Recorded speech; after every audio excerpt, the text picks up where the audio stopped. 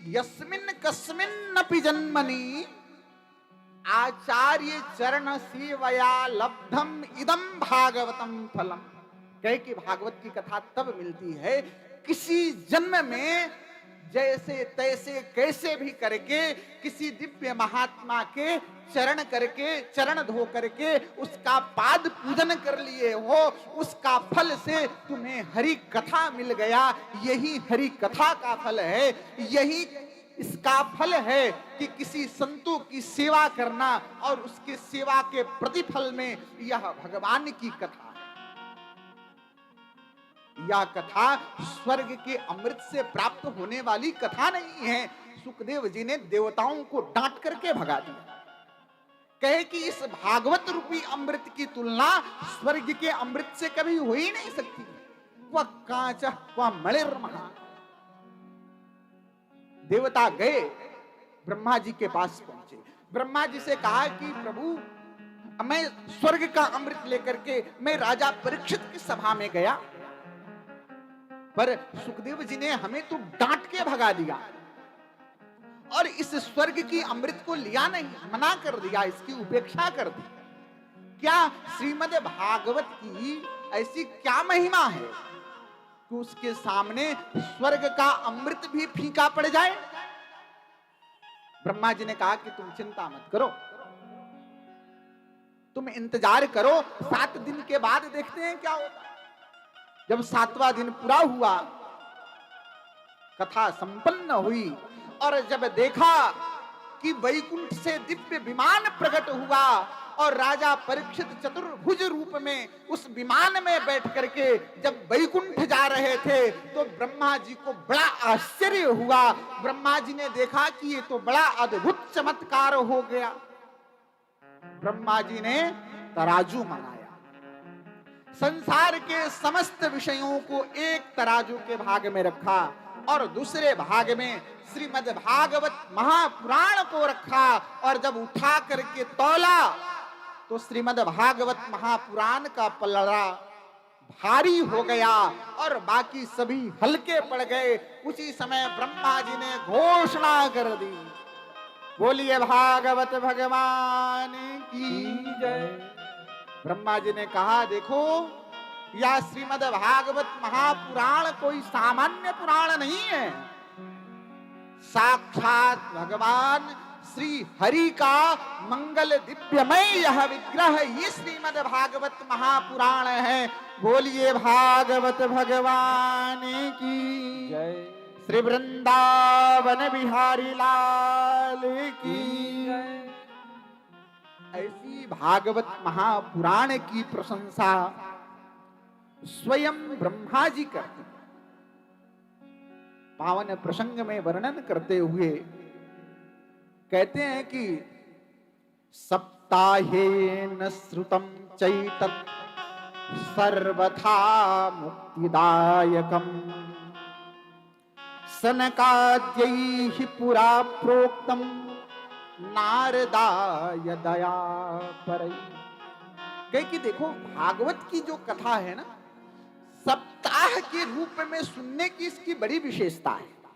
वैसे श्रीमद् भागवत की कथा 1 महीने की भी होती है, 6 महीने की भी होती है और 1 साल की भी होती है, लेकिन कहे कि जो 7 दिनों में जो सुनने की इसकी विशेषता है वह अद्भुत विशेषता है। कहे कि भाई 7 दिन में सुनने की विधि कहां से प्रारंभ हुई और किसने सुना? तो कहे कि नारद जी को सनक सनंदन सनातन कुमारों ने सप्ताह की विधि सुनाई। तो शौनक आदि 88,000 महात्माओं में प्रधान श्रोता शौनक जी ने कहा कि भाई नारद जी तो बहुत देर तक कहीं रुकते ही नहीं, वो तो केवल भगवान के नाम जप में लगे रहते हैं, तो उन्हें यह 7 दिन तक बैठ करके यह साप्ताहिक कथा सुनने का उन्हें कहां अवसर मिला? तो सूत जी आगे वर्णन करते हुए कहते हैं, एक बार नारद जी के मन में इच्छा हुई कि मैं जरा जाकर के मृत्युलोक में सत्संग करूं, यह उनके मन में कामना जगी। सूत जी वर्णन करते हैं,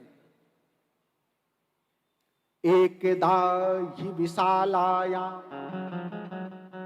चत्वारो ऋषयो मलाः सत्संगार्थं समायाता ददृशुस्तत्र नारदम्।